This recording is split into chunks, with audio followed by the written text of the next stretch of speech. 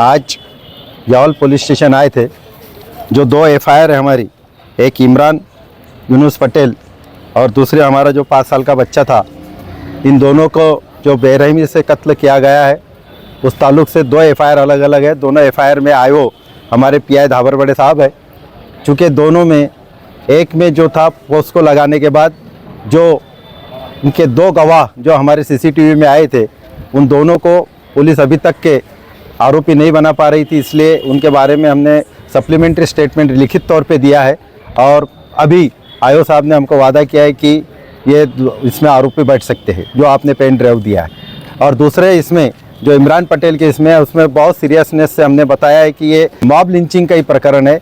इसमें उसको पूरा क्या पूरा जो सुप्रीम कोर्ट ने Tehseen Poonawalla versus Union of India में जो स्टेट डायरेक्शन दिया है पुलिस को, प्रशासन को, एसपी को, डीसीपी को, कमिश्नर को और गवर्नमेंट ऑफ महाराष्ट्र के होम मिनिस्टर को, उसके तहत कार्रवाई करने का हमने उनको लिखित तौर पे दिया, उनको साइटेशन भी दिया। और उसमें उनको जो कॉम्पेंसेशन है सीआरपीसी 357A के तहत, जो अभी बीएनएसएस के 396 के तहत देना पड़ेगा, वो भी हमने दोनों में, इमरान पटेल में भी और हमारे छोटा जो बच्चा है उसके इसमें भी, उसका नाम लेना कायदे से बंधनकारक नहीं है, क्योंकि वो छोटा बच्चा है। इसके लिए मैं वही आपको बताऊंगा कि जो छोटा बच्चा है हमारा, उसको 5 साल का जो हुआ, उसको भी पोक्सो के तहत कॉम्पेंसेशन देना जरूरी है। वो दोनों तीनों के फिरियादियों के एप्लीकेशन प्लस कॉम्पेंसेशन और प्लस हमारा एकता संगठन का ऐसे 4 लेटर आज हमने यहाँ पे आयोग को दिए हैं। चारों लेटर पे आयोग ने बड़े इत्मीनान बख्श हमको जवाब दिया है कि ये 2-4-8 दिन में स्टेटमेंट हो जाएंगे और उसके बाद आपको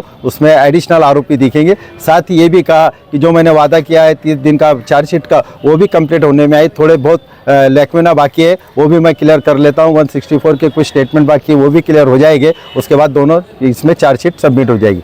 हमारे दोनों फिरियादियों का भी इत्मीनान हुआ, हमारा भी इत्मीनान हुआ। अगर नहीं हुआ तो हम जो कल एसपी साहब को ये निवेदन देंगे, उसके बाद फिर हम ठहराएंगे कि अगर एसपी साहब और पीआई की तरफ से हमको समाधान नहीं मिलता है तो फिर हम सेशन कोर्ट, हाई कोर्ट जाएंगे और रिट पिटीशन दाखिल करेंगे। फारूक शेख, जलगांव।